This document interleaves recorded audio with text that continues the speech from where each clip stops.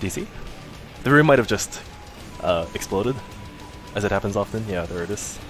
As usual, I have stream on just for this purpose, so that people know I'm not rage quitting. But this is a pretty good timing anyways, because I want to get into training mode tools. So I'm going to restart the game. So there are a lot of tools that people have made in the community just to help out with the lackluster tools that are in Exer's training mode. These are really, really useful, and they do make training mode legitimately a lot better. And the first one is called REV2 Lab Tool. And this one was actually made by a Soku player called PC Volt. I think this one is a little bit less known compared to the other ones, especially like the Wake Up Tool and the Hitbox Viewer. What you see on screen right now is the REV2 Lab Tool. It measures your frame advantage, and it's dynamic according to whatever the situation is in-game. So I'm going to set Kai to guard all, and then whenever I press a button, so I just did a CS, it'll show you on the bottom center-ish, it says -4 frames. Let's say that you didn't know about this tool. If you want to see how minus this move is, you would go to Dust Loop, or maybe Gun Frame, and you would just find out that the tool says that it's -4, and then you can go on your way. But the problem with this is that if you want to find out how minus or plus something is, that depends on the situation, or depends on the spacing, then there's not really a good way to measure what your advantage is in those situations. So what it can do with this tool is, it'll tell you, depending on your spacing and whatever the situation is, it takes for account things like RC as well. If I do gun frame point blank, it'll tell me that I'm -4. That's -4, right? Yeah. My vision's really bad. But if I do it from a farther range, now it'll tell me that it's +13. This works for any move as well. Like, if I do, for example, CS 5H and then RC, it'll also take that RC into account. So now I can tell that I'm 33 frames plus. You can see on the bottom left that it records all of your gaps, and it memorizes what those gaps were. There aren't any like very, very specific uses for this, but it is nice to just have a record of it, just to not have to memorize everything yourself necessarily. If I want to time a safe jump, so let's say for example I want to do, let's set him to not guard lows. So now I just attempted a safe jump, but you can see that it says +6 frames. So it's measuring 6 frames based on how early I landed after using that move. So after doing this JS, now it's telling me that I have 9 frames of time before my opponent is out of block stun. So there are sometimes cases where the Wake Up Tool sometimes doesn't work at all, and it seems to be completely random. I'm not exactly sure what causes it or anything, but there are periods of time when it just doesn't work. In those cases, you're not able to practice things like safe jumps anymore, which is where the lap tool comes in. So we saw that before when I did the JS. I would get either like around +6 to +9-ish frame advantage, and you can use that to your own benefit by calculating what frames will allow you to safe jump. So what I mean by that is I'm going to record Kai doing a safe jump.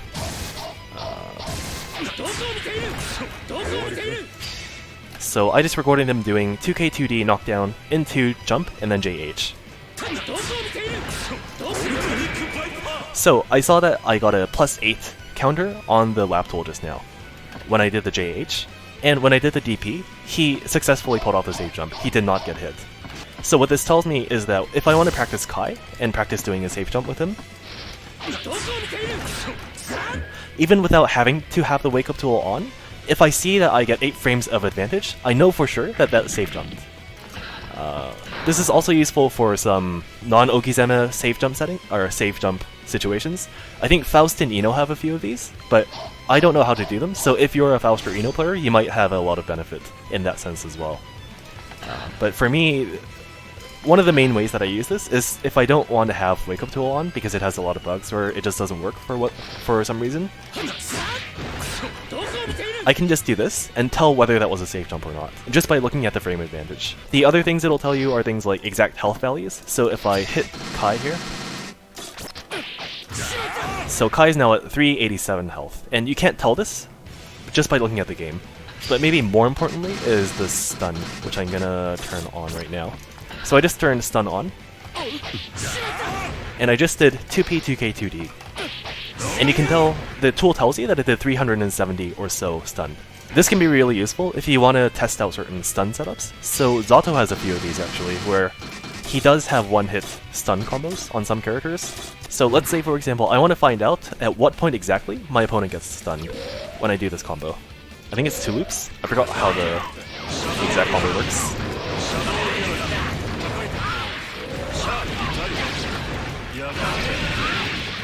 So, the tool tells me exactly when my opponent got stunned. So, now whenever I do this combo on anyone else, I can use this as a benchmark for when I know exactly my opponent's going to get stunned. If I do this combo from a position where my opponent has 0 stun rating, which is not going to be too often, but it's still good to have in the back of your mind.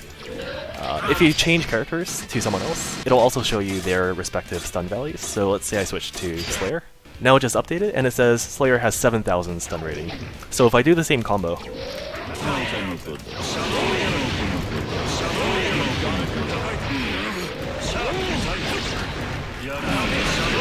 so you can tell that that was the point when Chip got stunned, and that was because he had 5,000 stun rating. But because Slayer has a higher stun rating, he won't get stunned, and I need to do additional hits for him to get stunned, obviously. And some of the other stuff that's in the tool, like the risk and meter, are not, maybe not as useful, but it's still pretty cool to see in real time how they change based on what you're doing. Another example would be like something like Soul's Bandit Bringer, that depends on your crouching or standing state as well. Because this kind of stuff isn't listed on Dust Loop either. So for example, let's say that my character Zato is crouching. Now if I do Bandit Bringer, it'll tell me that I'm -2. If I do it up close, now I'm again -2. As opposed to if I'm standing up, this frame advantage is going to change depending on the situation. So again, for these kind of moves that depend on what you're doing and what the situation is, this tool can be really useful just to see the exact figures. I'm going to keep this tool on, and then I'm going to move on to Wake Up Tool. Okay, I think this is a tool that most people know about already, and it is, for a good reason, it is very useful.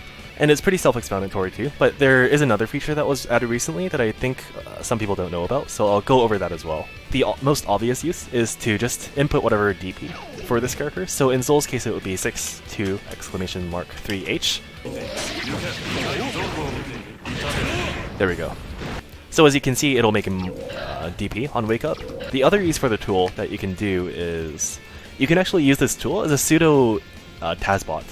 And the way that you can do this is, I'm going to pull up a certain sequence.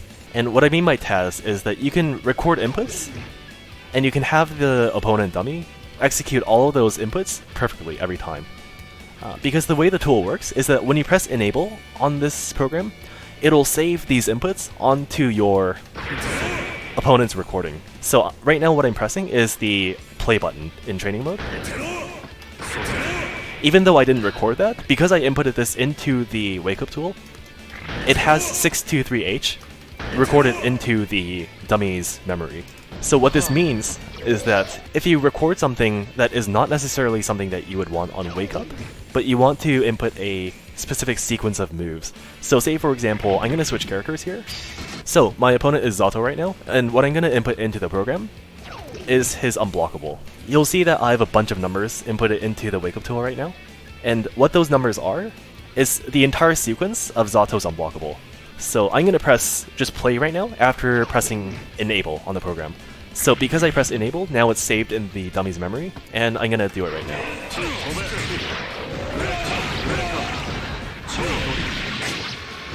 So the dummy just did that without me having to record anything, because I was just able to input all of the commands for the dummy to be able to do those moves. So for example, why is this useful? So let's say for example my opponent has struggles trying to find out how to deal with Zato's unblockable. What I can do is, instead of trying to get them to learn how to mechanically execute that, I can just send them this string of numbers, and they can just paste it into the Wake Up tool, and they can practice against it. The second prominent feature of the program is the burst log. In Guilty Gear Xrd, there is an option for the opponent to burst automatically, depending on the number of hits. And it's my game's in Korean right now, but it says automatic psych burst. So if I set this to, say for example, number 5, like maybe you just want to practice doing this for whatever reason, but the problem with this is that sometimes you want your opponent to not burst in that exact same spot. In that situation, what the Wake Up tool provides is it lets you choose a range of number of hits, and it'll randomly sometimes just not execute the random burst. So for example, I'm going to set the burst to only, let's say, only for 4 hits. So I'm going to do minimum 4 and maximum 4. And then I'm going to keep the burst percentage at 50%. What this means is, when I hit the opponent 4 times, they have a 50% chance of bursting. So it bursted there, but this time it didn't. So this is especially important for if you want to practice something like a burst OS. Soul has this as well, so I'm going to do it on Soul, although I suck at this, so I'm going to mess up a few times. And I think I have to do it on... yeah, 4 should be good. Yeah, so I screwed up there, but he didn't burst, because there was a 50% chance of him not doing it. There we go. So I'm doing the same combo over and over again, and it's going to look like this. I'm just going to show it without the burst.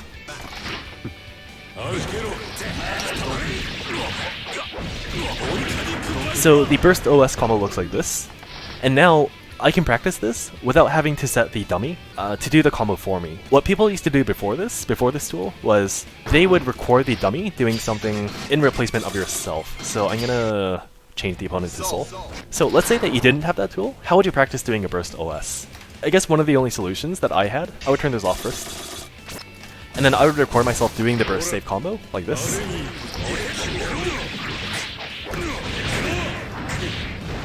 I just inputted the burst save OS.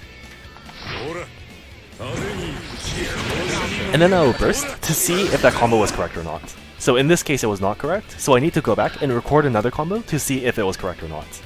And you can see that this is a lot less efficient than just doing the combo yourself and seeing if the burst gets grabbed or not, which is insanely helpful if you play a character that does use this a lot. Soul uses this, Mei uses this, I think Johnny does too, and a few other characters. Some characters just don't really have these burst OS combos like Zato, so it depends on your character. So I'm gonna go back and just do the burst OS a few more times, just to show as an example. And this time I'm gonna set it to between 3 and, let's say, like 12. So there's a 50% chance that they're gonna burst between 3 and 13 hits.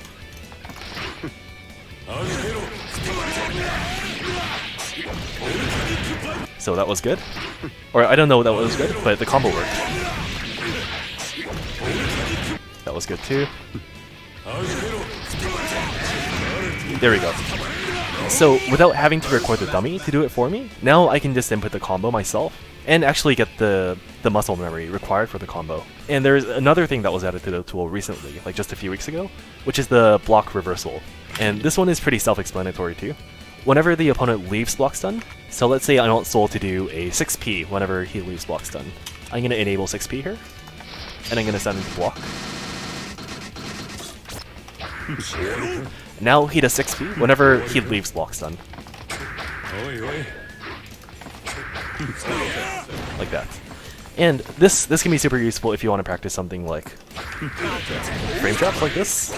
But another cool thing is that you can actually kind of use this in a little bit of a different way. Like for example, if you want the opponent to burst before they leave block stun, or actually a better example would be Baiken. So now my opponent is Baiken, and I'm gonna do exclamation mark 5 just as a neutral, and then I'm gonna input 5 5 5 5 5. And so what I've done here is Baiken will now input 5 SH, 2, 3, 4, 5, 5 frames before she leaves block stun. And let's see what that does. So I just inputted 2p 2p, but Baiken got the red Asami regardless, because she's doing the input before she leaves block stun. So let's say for example you want her to do something like the p follow-up afterwards. So now I wrote 5 SH and then 5p. Now you can have the opponent, or Baiken in this case, do this move, and you can try to find ways to play around it, theoretically. In this case, you can't really play around it other than by doing RC, I think. Or even RC doesn't work because this move is too fast. But let's say, for example, you want her to do the K follow-up instead, which is the dash through, I believe. Now, in this situation, you can try and figure out what you want to do afterwards, depending on what the opponent pressed. Because there's no really easy way to do this without using the tool. Like before, what you had to do was you had to manually input these things yourself, but that is obviously a lot harder, and it will be more variable depending on the opponent. Yeah, I think that's all. So I'm gonna do the third one, which is the Hitbox Tool. So this one is, again, super self-explanatory. What it does is you just open an executable, and now you can see all the hitboxes live.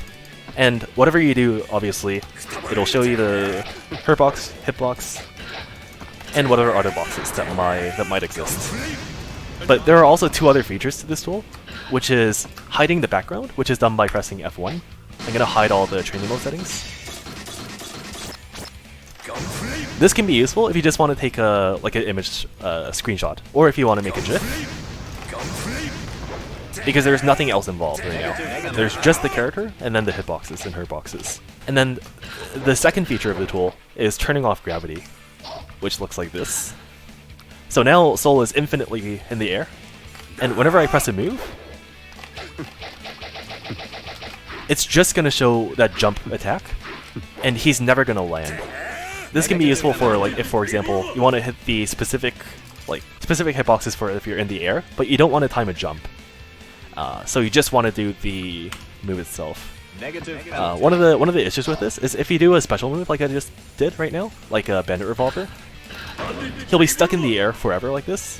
But you can just solve this by pressing the hotkey again, and then he'll land. So I think this was updated to reflect the changes in REV2 and REV2.1. I think the actual program itself was written for Sign, and it wasn't actually updated for REV1. But it's reading directly from the game's memory, I believe. So all the hitboxes should be up to Rev 2.1 standards. And the only other concern with this program is that in order to turn it off, you need to restart your game. You really don't want to go into game with this on for your own benefit, because I'm going to go into game right now just to show you guys what I mean. And let's see if this guy wants to play just to show what it looks like. It shows Rev 2 only moves, so there's no way it's not accurate. Yeah. It reads directly from the memory, I believe. So this is an example of what you don't want to do, because the game becomes insanely difficult to read.